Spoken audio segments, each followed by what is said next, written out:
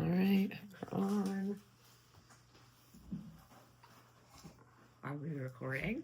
We are recording. We are recording. We're recording. So just like edit out the beginning. You know how to do that? Okay. Just chop it off.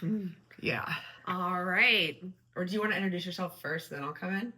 No, it's Okay. fine. All right, ready? It's fine. We can just do it like this. Okay. Hi, and welcome to Dark Cloud Lifted Podcast. I'm Jen Forsyth, and today we are going to talk about a topic that I previewed a little while ago, and actually this is going to be a twofer.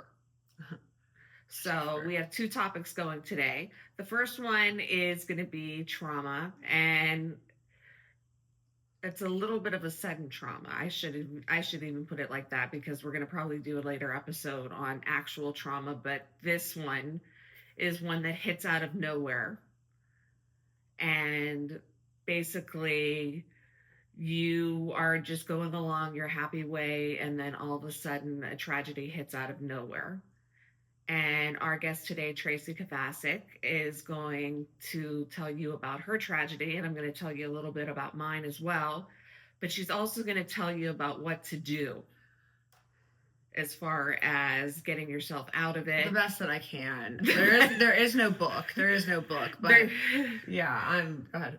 There is no book on how to get out of it, but she did a lot better job than I did getting out of my tragedy. So I bring on the expert to tell you what to do to get out of your tragedy and to help your family. Well, hello. I'm so thankful to be on here today. And first and foremost, when it comes to trauma and tragedies, I believe that everybody has their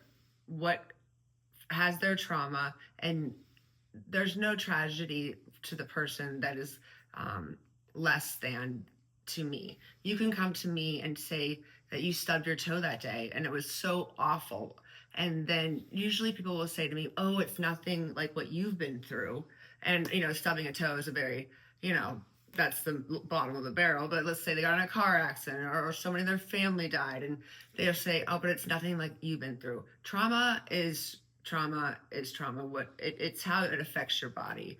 And what I've read is that the faster the impact of it, the more traumatic it is to deal with it. Meaning you wake up one day and your life has changed forever. So Jen brought me on here not as an expert, but someone who just passed the 10-year anniversary of losing my husband. And so how long has it been for you? It's going to be 3 years on Thursday. 3 years on Thursday. So it's, today's Monday. So when we, as widows, a club that we never wanted to be in, we automatically have a bond that is unlike others, because if you haven't experienced it, you just don't know. It's the club that no one wants to join. It's the club that nobody wants to join. And I know that, this is coming up on Thursday, and you wait and you wait and you wait, and you can remember everything you did the day before. You can remember so much, and then you get through that day. And I've been doing this. This is going to be for the rest of our lives. And every year comes that anxiety. Every year comes the anniversary. And right now we're in the middle of the holidays. So we learn to adapt. And when you can learn to adapt and appreciate that there is no why, then it helps to get a little bit stronger each day. So I'm going to turn it back to Jen here.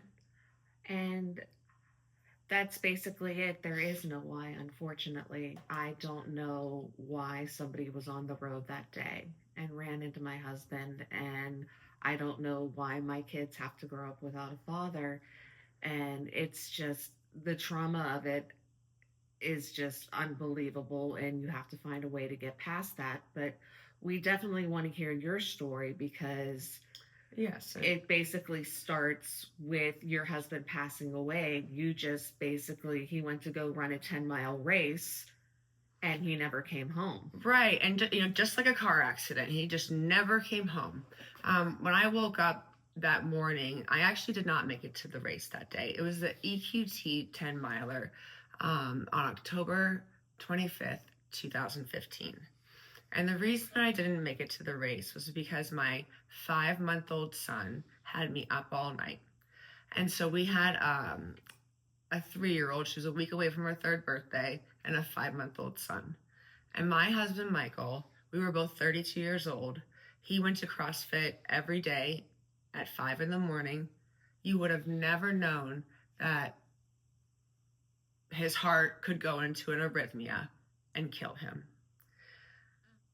I've learned over the last 10 years there is no reason to ask, why did this happen to him? Like Jen would say, why has this happened to him? Why has this happened to him? And some of that healing has only come to me lately. When Michael died, I knew right away that he was never coming back, that he was gone. And that put me into a state of shock.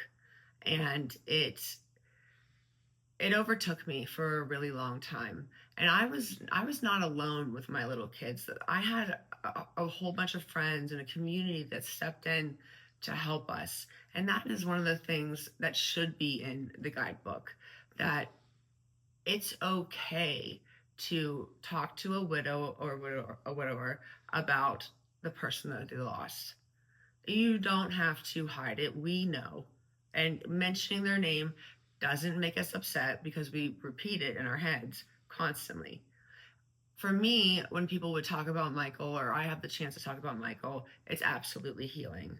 And I know that Jen said that she started this podcast for healing purposes. And that's one of the things I think at the 3-year mark, people still are afraid to mention BJ. And that's one of my biggest complaints, is that I have no one to talk to him about.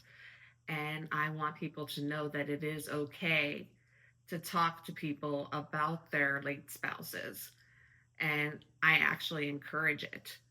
Yeah, it is encouraging because, and we both attended the caring place at different times, of course. Yes. And when I was inside, it's the High Mark caring place, and I highly recommend it if anything like this ever happens to you and your family.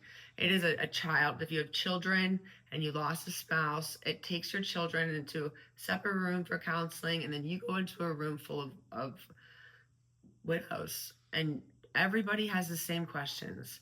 Like, what do I do next? When is it okay to date? When is it okay to talk about these things? Mm-hmm. When can I do this? When can I do that? And the answer is, in my opinion, whenever you're ready.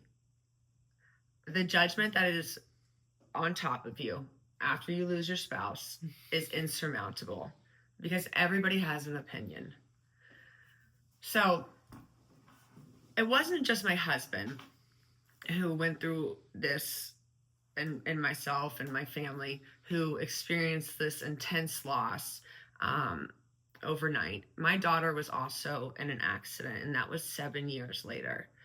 Or 6 years later. She was only 9 years old, and she was hit by a snowboarder at Seven Springs. Again, she left at 10 o'clock in the morning with her grandparents.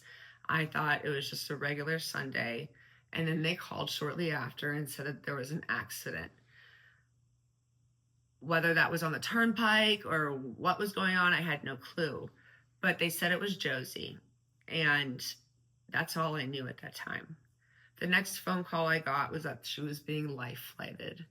And that is when I felt my soul leave my body. I took a deep breath. I got on my knees and I just couldn't breathe. I was so scared about what had happened and what was coming, and I didn't even know what her injuries were yet. Several hours later, she arrived. They had to life flight her to one hospital to stabilize her. And then she arrived at Children's Hospital, where we learned the status of her injuries. And I have this story posted on my YouTube, which is Taci Kovacic, where I got to interview the doctor, the surgeon who saved her life. And what happened that day was that when she arrived at the hospital, she had 5 injuries, and any one of those could have been fatal. Damage to her spleen, the right side of her body was smashed. She needed her gallbladder removed. We know that that's not fatal. That was down the line. They said that she had a brainstem stroke and her neck was severed in half. She was internally decapitated that day because she was hit so hard that she flew 20 feet in the air, landed face down, no gear on, and she was pronounced dead. And she was dead for 10 minutes. That blew my mind and has blown my mind up until this day. I'll tell you now that Josie is now 13 years old. She is alive and well, and she is performing in musicals. And I like to bring that up at the beginning of the story because if I continue on with all the tragedies and the trauma, it's people are like, and I say, she's okay, she's okay. What happened when she arrived at the hospital was that they handed me her bag of clothes. This is the second time that this has happened to me, and they told me that they were working on her. I didn't really know what to do. She was alive, her heart was beating, and then they brought us to the little room, and we know the little room. The little room, yes, definitely. The consultation room, which is, you don't get good news in those rooms. And in that little room is where they told me that they could not save Mike. And I walked out of that room with everybody staring at me, and my life was changed forever. They brought me to that little room for Josie, and they said, I'm so sorry, but she's had a brainstem stroke. In addition to the internal decapitation, there is nothing that we can do to save her. Her heart is beating right now, and she may live through the night, but the probability is low. And that was really all I knew until Dr. Daryl Fields came in, and he said, I would like to examine this child that had all of this trauma, and because he was actually an understudy at the time. And as soon as he laid eyes on her, he said, this does not look like a patient that had a brainstem stroke. We need a full MRI. And the full MRI showed no brainstem stroke. It gave them the guts to do a 6-hour operation on her the next day. And like I said, she's alive and well today. But that did not come easy. When she woke up from the surgery, they just wanted her little toe to move. The toe moved. And they're like, we're okay. All right. And during this time, once again, I had no clue on what was coming next because people are not supposed to survive this surgery. I spent with my daughter the 30 days in the ICU, and my 2 other children were at home being taken care of by my now husband. And he has been by my side through the past 10 years and has really been my rock. When Josie was hurt, we had a 3-year-old daughter together. And so he was managing the house. I was with Josie. And 30 days in the ICU, we got her to the point where she could move. She had a tracheostomy, a feeding tube, and she was like a baby again. After 30 days, we moved into the intensive rehabilitation where we were there for 60 days. She learned how to walk, how to talk. She had to learn how to swallow. She could not eat. She had a feeding tube. And it was incredible, the tenacity that she had to get better. And 6 months later, she walked on to the school bus. It's a medical miracle, and I'm proud to be her mother. She's 13 now. She wants nothing to do with me. She thinks I'm embarrassing, and I love every single moment of it. And so this compounding trauma has set me back a lot in life, but at the same time has given me motivation to continue with my career. And so over the past 10 years, I continued to work throughout all of this. And the reason why is because I don't want any other families to go through what I went through and not be adequately insured. Now let's talk about that. Exactly. Yes. Explain what you do and explain what happened when Mike died and what you had and what you were given. So the second we got pregnant, I was the vice president of Riverfront Financial, working with Michael's father, Joe Kovacic, for the past 12 years. And when we got pregnant with Josie, he said, "Here, sign here." We didn't even have time to think about it. And so we luckily had a whole life policy in place for Michael, and he had a lot of term insurance as well. I was fortunate enough to have the guidance of an investment advisor, my father-in-law, and I had recently got my securities license because before any of this happened, I was selling life insurance. Little did I know that I would become the poster child for life insurance, but that's the reason why I continued on. I didn't want, I had to share my story, and I had to share my story to help other families. And so if you are questioning your life insurance, if you are not sure exactly what you have, if you have a term policy that's halfway up, or a review to make sure you have enough in place is always very important. Right now, we're in December 1st, and we just got through Thanksgiving where everybody's around family, and we're going to be around family during December. And although it's not a comfortable topic to talk about, it's something that should be discussed. And the reason why is because you love your family. I sell term life insurance, which is very, very affordable, and it gives you what you need. And you can buy it in $35,000 up to $1 million, $5 million. The sky is the limit, and it's based on protecting your income and your family if something should happen to you. It is the easiest way to buy the time that you need to so desperately grieve the shock of the loss. And then the other side of my business, because I had help, is that I work with people who come into a lump sum of money or just want to start off saving, $150 or $100 a month. I take any client that generally believes that they don't have enough to save, to people that come into millions of dollars, or they have a rollover, an IRA with substantial money in that. And I was so lucky to work with my father-in-law for 12 years because we worked with everybody that was my age at the time, in their 30s, getting married, having babies, to retirees. And so when I was paid the life insurance money, the first thing I did was I invested it. And I invested it in mutual funds that I knew had a long-term standing of good growth.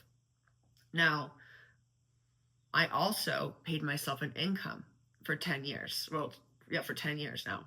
And I have bought a few homes, and because it was invested smartly for the long term, I have taken an income for 10 years. I purchased 2 homes, and I have barely even touched the principal of the money that I received. So it not only provides me security, but because I'll tell you what, when there is no severance package, and Jen can testify for that. Yes. It is not like you're leaving your job. When you die, they cut you off. You have no more benefits. You have no more money coming in. However, the bills, the mortgage, all of that continues. And so I was lucky enough to have life insurance, and Jen and I talked about this topic briefly about her own loss and her own tragedy. And if you're comfortable sharing. All we had was a $100,000 life insurance policy, and Was it through work? It was through work. It was through work, and that is something that is so important to talk about. I talk to people all day, every day about their life insurance coverage, and I can't tell you how many times they say it's through work and they're good. And I try to tell them, actually, when your life insurance is through work, it's usually about a 1-year salary. Yeah. And that's all it lasted for, was a year. Exactly, it lasted for a year. And so that's why you need to have a policy that you own and control yourself, that will give your family enough money to spin an income from your life insurance and then have it continue on. So after the year was up and so you put that in a savings account. I put that in a savings account, and then we just spent it down. So quickly. It the money didn't last. I mean, you would think, oh, it's $100,000. It's going to be great. We're going to do this. We're going to do that, Right. and we're going to survive. And then we had an outstanding lawsuit, and that people don't realize when you have a lawsuit like that, it takes years Yeah. to settle. It's still not settled. Yeah. And it's we ended up, expensive. we ended up almost penniless. Yeah. And we're And trying to get so back on our feet now. Scary. It is scary. You don't have your husband there. You know, you're on your own, and you have 3 kids. Exactly. Yeah. And so you go through this tragedy, and then you realize how fast money is spent, and then there you are. There you are. And so where I come in is I help people get the right coverage in place. And then, I mean, we're going to die. It's inevitable. If you tell me when you're going to die, I will tell you exactly what to do with your money, exactly how much the life insurance you need, and we'll plan for the death. But that doesn't happen. And so to put a good plan together includes life insurance, includes investments, and that's where I help a lot of families. I work with a lot of widows who have come to me with the lump sum, and I've helped them invest it, and they still have the money around. And then for someone like Jen, who feels as though she's penniless, I help clients find the money that goes elsewhere that could be invested. And then I show, look, if you put this in every month, look where you could be at retirement time. And even just a little bit makes a big, big difference with compounding interest. And that brings up a really good point, because when we see these investments and we see these insurance things on TV, it shows people who are pretty well off, and you're basically saying that's not the case. I'm saying that, number one, what you see on TV is advertising. So that, they're all looking happy and they're doing a great job, and they turn their folder in and they're like, thank you. And reality is hard, and paying the bills is hard, but the number one rule is to pay yourself first. And so I left my old position as vice president, and I started my own firm here in Pittsburgh. And my ultimate goal is called Shine On, and my ultimate goal is I don't charge any fees, which is really important to know, because in this industry, I've been doing it long enough to say this, that it is male driven and suits and ties and fees. And when an advisor is charging you a fee, that generally is 1 to 2% of your assets under management, that's coming out of your investment return and going into their pocket. And so the way that I do it is with a one-time sales charge up front on the first dollar you put in, and then there's no ongoing fees whatsoever. And I do that. I can make a lot more money with fees, but I just want to help people. I want to help the person that I see, walking down the street, who I talk to everybody too. So getting together with me is a very, I would like to say, a fun experience where you leave and you actually know what you have. I've sat through so many meetings where the information is right over their head and they just nod and smile. And so I'm kind of, I'm going off the grid as a woman who's building her business in the financial industry. And my goal is to help people, to help widows, people like Jen and I, and to help people, young people who don't think they have money yet. And then also all of my experience with retirees as well. So Jen experienced it the hard way. And I'll say that having the life insurance in place made my life a lot easier. And that does not mean that it took the pain away. No. It doesn't mean that, and it even felt for a time dirty. I wanted my husband, but it let me breathe. It let me take care of my children. It put a home over our head that we didn't have to worry about. And I'm very, very thankful for that.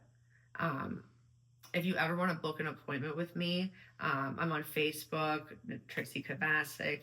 I uh, I also right now am a representative for Primerica, and so I have a Primerica uh, slash Taci Kovacic where I have my scheduler on there as well. But when this is all said and done, I hope to meet some of you and talk about your life and what you've been through, and then see if there's a fit there, a fit there. And so, Jen asked me to do this and talk about my story, and my story is one of survival and recovery. We had to survive when Mike died, and we had the means to do so because of life insurance, but that does not take away the pain. It doesn't take away the loss. And then we survived again, and my daughter survived after she was dead for 10 whole minutes. We just passed the 10-year anniversary, which I've been waiting for 10 years. Yeah. Like the 5-year, the 10-year, for me, these huge milestones, right? Does it get any easier just asking for somebody who's going through it? No. but what you learn over time is that the day comes and goes. And I believe that it's the anxiety leading up to that date. When someone you love has, you celebrate their birthday, and now the day that they died is a very significant day as well. We usually do something each year on the day he died, like go to visit the cemetery, bring some flowers over there. And it almost feels like we celebrate that day more than his birthday at this point. At first, we celebrated everything. And one of the most wonderful things that I feel that you can do after you lose someone is do everything that you can to let them continue on. And even here, where we're sitting here, I have pictures of Michael on the wall. And he's always a part of our lives. He's the father of my 2 children. And it's hard, but you adapt. You adapt. And your 3 kids are older. Yes, they are. They're 25, they're 22, and 17. Yes. And so mine were babies. Yeah. And so it was hard because Calvin was only 5 months old. And he is a spitting image of his father. He's exactly like him. But that's weird for him because he never even knew him. Now, your children, like, you had the insurmountable losses as your husband, but they each, especially being teenagers. Yes. Right. I can't. So tell me about how that was for you. They were devastated and crushed, and they are still devastated to this day, especially my oldest. My oldest was the one that got the call at the door from the police. And did they tell you on the phone? Yeah, my daughter and I were at a cheer competition in Kentucky when it happened. And the funny thing is, we have to go back to that cheer competition this weekend for the first time in 3 years. But my oldest son is the one who got the call at the door. He had to call me, and he had to call my middle son who was at work. I'm so sorry that he found out on the phone and then had to call you. And I mean, they said on the phone that he had passed. Yeah. That's really crazy to me. You would think that there would be laws about telling a minor, like you'd have to tell. Oh, he was 22. Oh, he was 22 at the time. Okay. 22. All right. So I'm sorry about that. And I'm sure he carries a weight about having to tell you. And and each person in the family, everybody grieves differently. Yeah. They practically had to carry me out of that auditorium and put me in a car and take me home at that point. And 2 other moms drove my car home the next day. Yeah. And now you're going back. Yeah. How do you feel about that? I am extremely nervous. I've kind of warned everybody that I might be a little bit of a mess the first day, but why don't you try? Why don't you try to look forward to it as a milestone, as something that, because I can feel it, I can feel how nervous you are going there. And to take that off of your shoulders and to say, you're going there for your daughter, Right. and you're going to watch her, and you know that you wish, like, he was there, but he is there. Yeah. He is there. He's cheering her on. And I believe so much in, like, pennies from heaven, like little signs. And you're going to get through it. Yeah. You're going to get through it. And it's going to be just one of those trials for you. My son started football this year, and it was so hard for me because his father played football. Right. And it's just such a everything's a reminder. And did we talk about this in the beginning, to say their name? To say their name? To say their name. Yes. Yes. We want to talk about the people that we lost. We do. Yes. God. Like I said, it's the biggest problem for me. It's like nobody wants to talk about BJ, and I want to talk about him, and I have no one to talk to about him. Do your kids talk about him? They do to a point, but I think they're still struggling internally. Excuse me. I should have silenced that a long time ago. That's all right. Okay. That's family, calling in. It happens. And it's a good testimony to life. Nothing's perfect. No. Yeah. It's not. But like I said, that's been my biggest complaint, is that I have no one to talk to about BJ. That's really hard. I was on the other end of that, where I immediately became a daughter to my in-laws. I worked for them. And I wanted to move out of the state, but I purposely stayed here so my kids could be around their family. And I found that some of my family talks about them. Some of my family doesn't like to talk about it. Yeah. And everybody's grieving, right. And so we find places like the Caring Place. Yes. Yes. That's it. At the Highmark Caring Place. That's a huge help. Right. And then look, we meet other people. We do. Through networking, through mutual friends. And Marta, she's going to be on. Yes, she's going to be on. I think we're recording with her later this week. Okay, fun. And she's so sensitive, and she's so inquisitive, and it'll be a good lesson to see how to act around women who have lost. Exactly. Yes. Now, here's my question. You recently just got married. I did. Congratulations. I did. And it's been 10 years. So my husband now, was actually running the race with Michael that day. I went to prom with my now husband. We all went to high school together, and he was in a place in his life where he could be there for me, and I desperately needed that. And so, as somebody who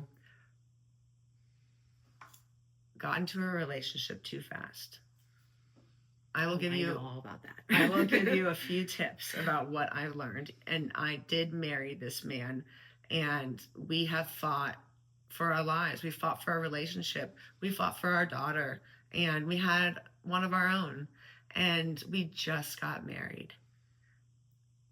It was so hard, the judgment on our shoulders, because one of two things happened, or I guess one of three things happened. You get together too soon, and everybody's judging you for too soon, or you really never can move on from your spouse, and you stay in love with them, and then people start asking you eventually, aren't you going to move? Like, when are you going to start dating? When are you guys going to do that? And then you have the very rare situation where everybody's happy for the widow. But you have to think in the big picture here. We didn't just lose our spouse. We lost our security. We lost our best friend. We lost the person we watched TV with that night, the person we turned to for questions about the children. Mm-hmm. And in my opinion, they're all of those too soon, too late, good for you, really goes out the door unless you are also a widow. Right. Yeah, because I also fall into the category of got together too soon. Okay. With my significant Oh, yeah, other. You're engaged. Yes, I am. Well, see, like, I believe, like, we are women, we're used to being wives. We're used to being wives and in love. We're not dating. Like, how did you meet him? I met him online, Oh, actually. that's so fun. So like, and everything goes through your brain. You're like, Mm, are they safe? Are they going to be good to the kids? So like, right. what like all these things when you're meeting people because you just get that way. And that So happy for you. and it's hard because BJ was such a good guy, and we Yeah. had that eternal love story that Yeah. everybody Same. loved, and Same. we were that couple. And for people to see me with somebody new, it's like, how dare you? And how are your kids? 2 out of 3 are very accepting. My oldest is still, he likes him, but you can just tell Right. he's a little Right. resentful. Right. Well, in time, in time. And at the end of the day, we all have our time that we're going to go. And so I think the most important thing to take away from this podcast, and I'll let Jen finish it off, is that you can join this club tomorrow. What I'm saying is you don't know what's going to happen tomorrow. And it is so important to put the pieces in place before the worst happens to make sure that when you pass away or your spouse passes away, and if you have anybody who's dependent on you, to make sure that the number one thing you have in place is life insurance. And then number two is that you're saving your money for your future and investing it with people who you trust and investing it for the long term. Because there's two ways to insure, and I'm not going to take up a lot of time on insurance. You can find me online, and when Jen posts this, I'll repost it with a little link for myself as well. Absolutely. And the thing is, even if you've been in my position, it's not too late. I've learned from this, and I'm going to start investing a little bit at a time. I mean, I may not have a lot right now, but I'm going to start putting a little bit away, at least for my future. I mean, I'm 49 and I'm just learning this now, so it's not too late. Compounding interest is real, and I can't get too much into investments because of FINRA. They'll be all over me, but compounding interest is real. Starting to save as young as you can, it adds up over time, and you'll be very pleasantly surprised as I can do hypotheticals to project what your money would be worth in the future at any point in time. So thank you so much. Thank you, Tracy. Yeah, this is great. Yeah, and who's the first person that somebody should call should a tragedy like this happen? Oh, the first person. Well, the first person you call is your best friend. I don't know, but once you get through it, once everybody goes home, and you're sitting there with a stack of papers in front of you, and you have all of these bills, you have their 401k rollover, you have a life insurance policy sitting in front of you, which you can keep with the life insurance company as well. That's not recommended. That's where I come in, because I have done it. I had the insurance paid out, I invested the insurance, 10 years later, I still have my money. And what I've done with my clients, so I'm not saying I'm the first person you call, but keep me on your list, because I'm not someone that's out to make a buck from you. I want to help you. And I know how to call all these different companies to combine your different money. I know what you don't have to pay. And it is a headache. You just don't want to walk alone. And you also don't want to get taken advantage of, because you're incredibly vulnerable during that time. And so I've just learned all this over the time. And once the dust settles and you have all your paperwork down, call me. Right. And I would love to help you. I'm in the whole Pittsburgh area. All right. Thanks, Jen. Thanks, Tracy. Yeah, okay. And this has been Dark Lifted Podcast. Hopefully you got a cloud lifted today. Yeah. All right.